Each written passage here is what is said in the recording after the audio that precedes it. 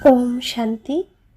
আজ 3 মে 2025।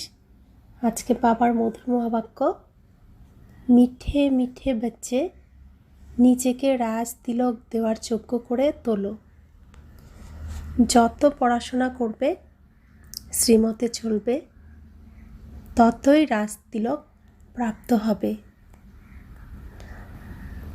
আজকের মূলের প্রশ্ন, কোন স্মৃতিতে থাকলে রাবণপনার স্মৃতি বিস্মৃতি হয়ে যাবে? উত্তর, সর্বদা যেন স্মৃতি থাকে যে আমরা স্ত্রী পুরুষ নই, আমরা হলাম আত্মা।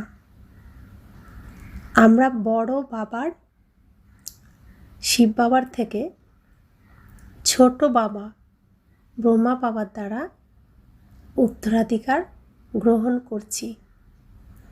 এই স্মৃতি রাবণপনার স্মৃতিকে ভুলিয়ে দেবে। যখন আমাদের এই স্মৃতি আসে যে আমরা হলাম এক ঈশ্বর পিতার সন্তান, তখন রাবণপনার স্মৃতি সমাপ্ত হয়ে যায়। এটাও হলো পবিত্র থাকার খুবই ভালো যুক্তি, কিন্তু এর জন্য পরিশ্রম দরকার। আজকের মুরলির প্রথমে গীত বেজেছে, তোমাকে পেয়ে আমরা সমগ্র দুনিয়াকে পেয়ে গেছি, জমি তো জমি, আসমানও পেয়ে গেছি, আকাশও পেয়ে গেছি। ওম শান্তি। আত্মাদের বাবা বসে আত্মারূপী বাচ্চাদের বোঝান, দেখো সকলের তিলক এখানে মানে ভ্রুকুটিতে দেয়। এক তো এই জায়গায় হলো আত্মার নিবাস, দ্বিতীয়ত আবার রাজ তিলকও এখানে দেওয়া হয়। এটা হলো আত্মার চিহ্ন। এখন আত্মার চাই বাবার স্বর্গের উত্তরাধিকার। সূর্যবংশী চন্দ্রবংশী মহারাজা মহারানী হওয়ার জন্য পড়াশোনা করা হয়। এই পড়াশোনা করা মানেই হলো নিজেকে নিজে রাজ তিলক দেওয়া। তোমরা এখানে এসেছই পড়াশোনা করতে। যে আত্মারা এখানে নিবাস করে তারা বলে, বাবা আমরা তোমার থেকে অবশ্যই বিশ্বের স্বরাজ্য প্রাপ্ত করব। নিজের জন্য প্রত্যেককে নিজের নিজের পুরুষার্থ করতে হবে। বাচ্চারা বলে, বাবা আমরা এরকম সুযোগ্য হয়ে দেখাবো। তুমি আমাদের চাল চলনকে দেখতে থাকো যে আমরা কিভাবে চলি। তোমরাও জানতে পারবে যে আমরা নিজেকে রাজ তিলক দেওয়ার যোগ্য হয়েছি কি না। বাচ্চারা, তোমাদের বাবার সুযোগ্য হয়ে দেখাতে হবে। বাবা আমরা অবশ্যই তোমার নাম উজ্জ্বল করব। আমরা তোমার সাহায্যকারী, তাই নিজেরা সাহায্যকারী হয়ে ভারতে আমরা রাজত্ব করব। ভারতবাসী বলে, এ হলো আমাদের রাজ্য। কিন্তু সেই বেচারাদের জানা নেই যে এখন আমরা বিষয় বৈতরণী নদীতে পড়ে আছি। আমি আত্মার তো রাজ্য নেই।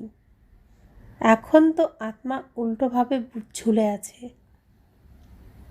খাবার দাবারও পায় না। যখন এইরকম অবস্থা হয় তখন বাবা বলেন, এখন তো আমার বাচ্চাদের খাওয়ার জন্যও পাওয়া যায় না।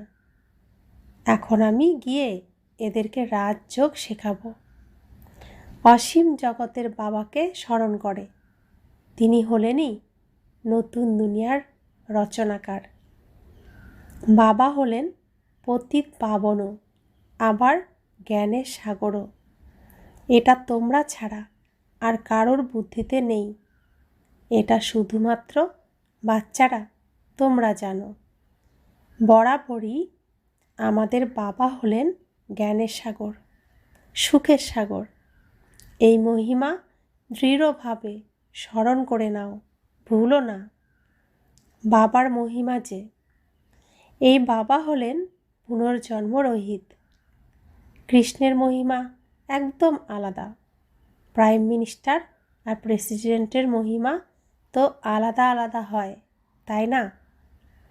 বাবা বলেন, আমারও এই ড্রামাতে উচ্চতমের চেয়েও উচ্চ পাঠ প্রাপ্ত হয়েছে। ড্রামাতে অ্যাক্টরদের জানা আবশ্যক তো। এটা হলো অসীম জগতের ড্রামা। এর আয়ু কত? তো যে নাটকে আমরা অভিনয় করছি সেই নাটকের যদি ঘটনাটাই না জানি, তো নাটকটা সম্পর্কে না জানি, তো অন্ধের মতো অভিনয় করছি। তো বাবা বলছেন, এটা হলো অসীম জগতের ড্রামা। এর আয়ু কত? যদি না জেনে থাকে তো তাকে অবুঝ বলা হবে। কিন্তু এটা কি আর কেউ বোঝে?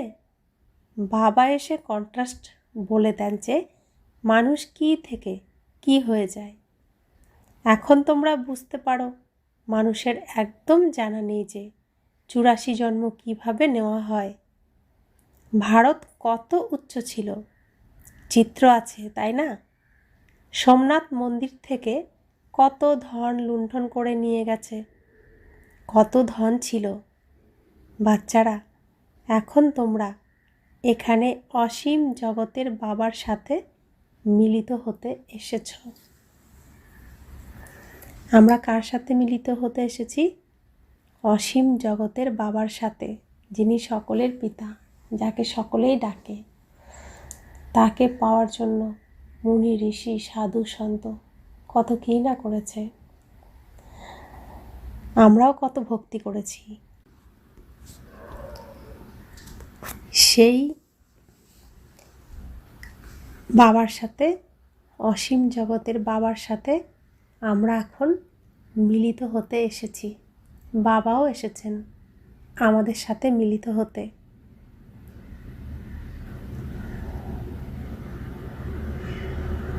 বাচ্চারা জানে যে বাবার থেকে রাজতিলক শ্রীমত অনুযায়ী নিতে এসেছি। বাবা বলেন, পবিত্র অবশ্যই হতে হবে। জন্ম জন্মান্তর বিষয় বৈতরণী নদীতে গুঁতো খেয়েও ক্লান্ত হওনি কি? মানুষ বলেও থাকে, আমি হলাম পাপী, আমার এই নির্গুণ জীবনে কোনো গুণ নেই। তবে তো অবশ্যই কোনো গুণ ছিল যা আজ নেই। এখন তোমরা বুঝে গেছ আমরা বিশ্বের মালিক, সর্বগুণ সম্পন্ন ছিলাম। এখন কোনো গুণ আর নেই, এটাও বাবা বুঝিয়ে দেন। বাচ্চাদের রচয়িতা হলেনই বাবা, তাই একমাত্র বাবারই চিন্তা হয় বাচ্চাদের জন্য। বাবা বলেন, আমারও ড্রামাতে হলো এই পার্ট। কত তমপ্রধান হয়ে গেছে, মিথ্যা পাপ, ঝগড়া, কি সব লেগেই আছে। সমস্ত ভারতবাসী বাচ্চারা ভুলে গেছে যে আমরা কোনো সময় বিশ্বের মালিক, মস্তকে ডবল মুকুটধারী ছিলাম।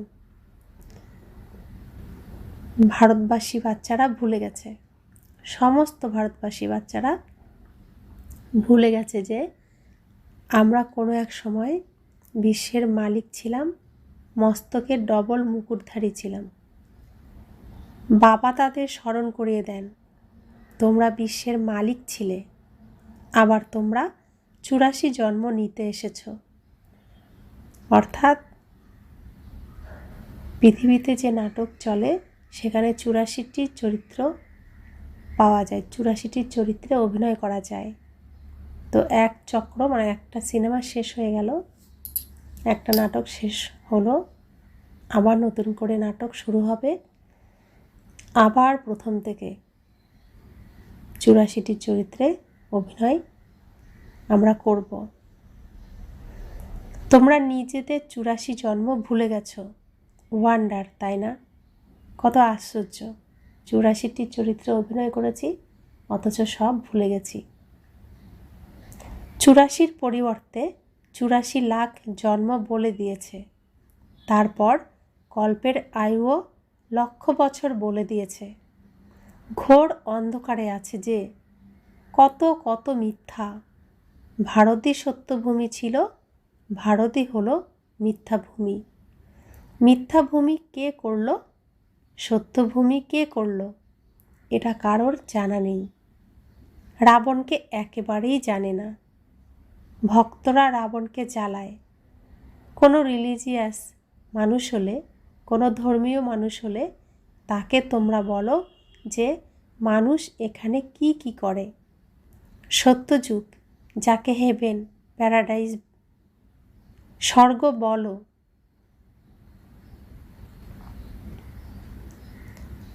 সেখানে শয়তান রাবণ আসবে কোথা থেকে? হেলের মানুষ, নরকের মানুষ সেখানে কিভাবে থাকতে পারে? তাই বুঝতে পারবে এটা তো হলো বরাবরই ভুল। তোমরা রামরাজ্যের চিত্রের উপর বোঝাতে পারো, এর মধ্যে রাবণ কোথা থেকে এলো? তোমরা এটা বুঝেও বোঝো না। বিরলই কেউ বের হয়। তোমরা কত কম সংখ্যক, তবুও সময় এগোলে দেখবে কতজন রইল। তাই বাবা বুঝিয়েছেন, আত্মার ছোট চিহ্ন এখানেই দেখানো হয়, বড় চিহ্ন হলো রাজ তিলক। এখন বাবা এসেছেন, নিজেকে বড় তিলক কিভাবে দিতে হবে, তোমরা স্বরাজ্য কিভাবে প্রাপ্ত করতে পারো, সেই রাস্তা বলে দেওয়া হয়। তার নাম রেখে দিয়েছে রাজযোগ। শেখানোর জন্য হলেন বাবা। কৃষ্ণ কি আর বাবা হতে পারে? সে তো হলো বাচ্চা। আবার রাধার সাথে স্বয়ম্বর হয়, তখন একটি বাচ্চা হবে। তাছাড়া কৃষ্ণের এত রানী ইত্যাদি দিয়ে দিয়েছে। এটা তো মিথ্যা, তাই না? কিন্তু এটাও ড্রামাতে নির্ধারিত হয়ে আছে। এরকম কথা আবারও শুনবে।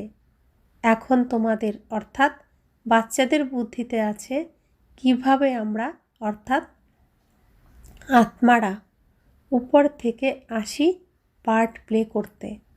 এক শরীর ত্যাগ করে দ্বিতীয় শরীর ধারণ করি। এটা তো খুবই সহজ যে। বাচ্চা জন্মালো, তাকে শেখানো হয় এটা বলো, তাই শেখালে শিখে যায়। তোমাদের বাবা কি শেখান? তা আমরাও এখন ঈশ্বরীয় পরিবারে, ঈশ্বরীয় কুলে নতুন জন্মগ্রহণ করেছি। আমরাও ছোট ছোট বাচ্চা, বাবা আমাদেরকে শেখাচ্ছেন। তো বাবা আমাদেরকে কি শেখান? শুধু বলেন, বাবা আর উত্তরাধিকারকে স্মরণ করো। তোমরা গেয়েও থাকো, তুমি মাতা, পিতা তুমি, তুমি বন্ধু, সখা তুমি। আত্মা গান করে, বরাবর অপার সুখ প্রাপ্ত হয়। বাচ্চারা, তোমরা জানো যে শিব বাবা আমাদের পড়াচ্ছেন। এখানে তোমরা শিব বাবার কাছে এসেছ। ভগীরথ হলো মানুষের রথ। এনার মধ্যে পরমপিতা পরমাত্মা বিরাজমান হন। কিন্তু রথের নাম কি? এখন তোমরা জানো যে নাম হলো ব্রহ্মা, কারণ ব্রহ্মার দ্বারা ব্রাহ্মণ রচনা হয় যে। ব্রহ্মার দ্বারা ব্রাহ্মণ রচনা হয়। প্রথমে হয় ব্রাহ্মণ টিকিধারী, তারপর দেবতা। প্রথমে তো ব্রাহ্মণ দরকার, সেই জন্য বিরাট রূপও দেখানো হয়েছে। তোমরা অর্থাৎ ব্রাহ্মণরাই আবার দেবতা হও। বাবা খুব ভালো করে বোঝান, তবুও ভুলে যাও। বাবা বলেন, বাচ্চারা সর্বদা মনে রাখো যে আমি স্ত্রী বা পুরুষ নই, আমি হলাম আত্মা। আমি বড় বাবার, আমি শিব বাবার থেকে ছোট বাবা ব্রহ্মা বাবার দ্বারা উত্তরাধিকার নিচ্ছি। তাই রাবণপনা স্মৃতি বিস্মৃত হয়ে যাবে। এটা পবিত্র থাকার খুবই ভালো যুক্তি। বাবার কাছে অনেকে জোরে আসে, তো স্বামী স্ত্রী দুজনেই আসে যুগল।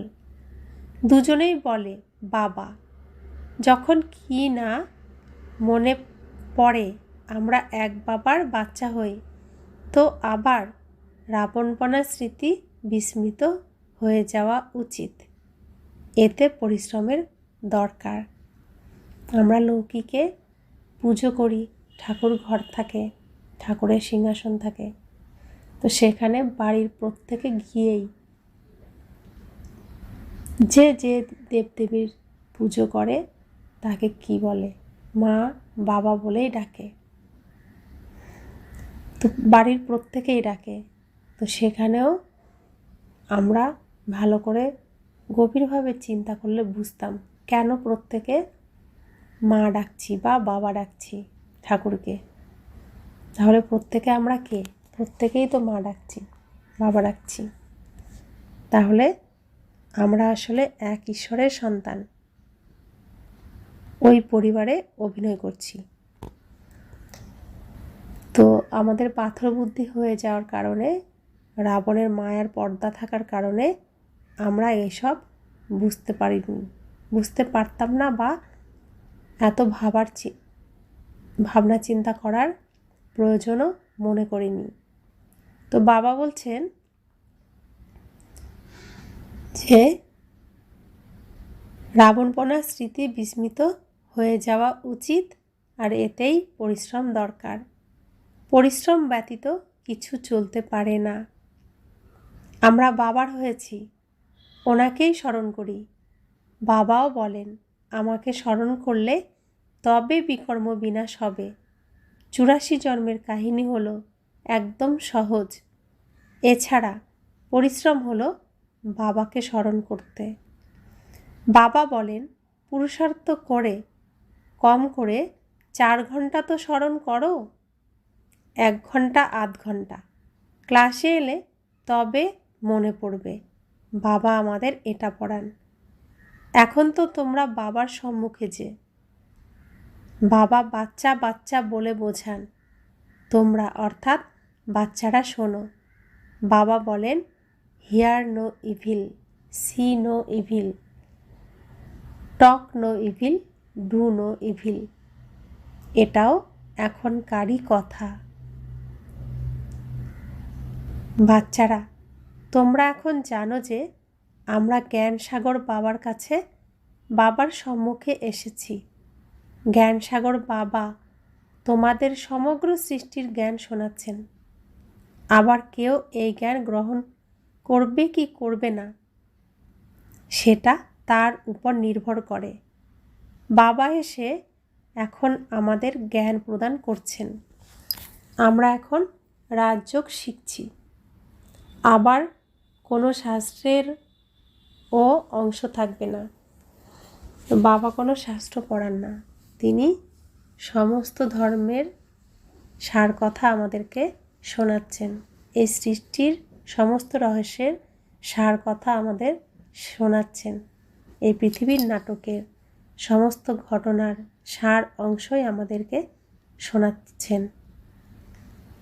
তাই আবার কোনো শাস্ত্রেরও অংশ থাকবে না। তো 2500 বছর ব্রহ্মার দিনে সত্যযুগ ত্রেতা যুগে কোনো শাস্ত্র থাকবে না। ভক্তিমার্গে কিঞ্চিত মাত্র জ্ঞান নেই। জ্ঞানসাগর যখন আসেন তখন তিনি জ্ঞান শোনান। ওনার জ্ঞান হলোই সদ্গতির জন্য। সদ্গতি দাতা হলেনই একজন, যাকে ভগবান বলা হয়। সকলেই এক পতিত পাবনকেই ডাকে। আবার দ্বিতীয় কেউ কি হতে পারে? তো ঈশ্বর একজন, সর্বোচ্চ স্থানে একজনই থাকেন, আর যাকে খণ্ডন করা যায় না, তো তাকে আবার দ্বিতীয় করা সম্ভব নয়। তিনি অদ্বিতীয়। এখন বাবার দ্বারা তোমরা অর্থাৎ বাচ্চারা সত্যিকারের কথা শুনছ। বাবা শুনিয়েছেন, বাচ্চারা, আমি তোমাদের কত বিত্তশালী করে গিয়েছিলাম। 5,000 বছরের কথা তোমরা ডবল মুকুটধারী ছিলে, পবিত্রতারও মুকুট ছিল। আবার যখন রাবণ রাজত্ব শুরু হয় তখন তোমরা পূজারী হয়ে যাও। এখন বাবা পড়াতে এসেছেন, তো তার শ্রীমতে চলতে হবে, আরও সকলকে বোঝাতে হবে। বাবা বলেন আমাকে এই শরীর লোন নিতে হয়। সমস্ত মহিমা সেই একেরই, আমি তো হলাম তার রথ, ষাঁড় নই। তো বাবা আসেন মায়ার দুনিয়ায়, তাকে মায়ার সাহায্য নিয়েই আমরা বাচ্চাদেরকে তার কাছে আনতে হয়। সরাসরি তিনি এসে বলতে পারেন না আমি তোমার পিতা, তাকেও মায়ার আধার নিতে হয় মায়ার দুনিয়াতে। তো তিনি এসে শরীর লোন নেন। কার শরীর লোন নেবেন? এত শক্তিকে কে ধারণ করতে পারবে? একমাত্র শ্রীকৃষ্ণ। তো ব্রহ্মা বাবা বললেন সমস্ত মহিমা সেই একেরই, আমি হলাম তার রথ, ষাঁড় নই। সমস্ত বলিহারি তোমাদের, বাবা তোমাদের শোনান, আমি মধ্যবর্তী হয়ে শুনে নিই। আমাকে একা কীভাবে শোনাবেন? তোমাদের শোনান, আমিও শুনে নিই। ব্রহ্মা বাবার শরীরে শিব বাবা আসেন, ব্রহ্মা বাবার মুখের দ্বারা শিব বাবা আমাদের এই সমস্ত ঘটনা শোনান।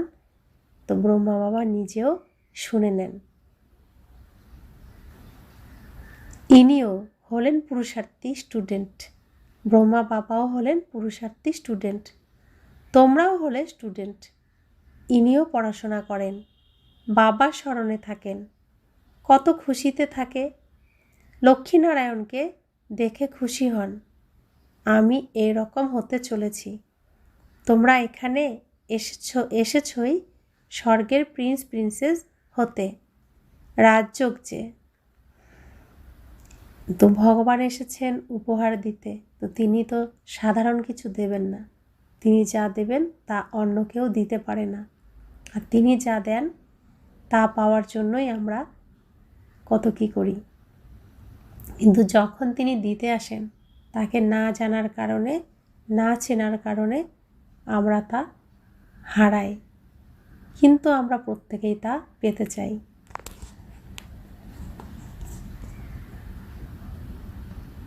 তো বাবা এসেছেন, আমরাও এসেছি।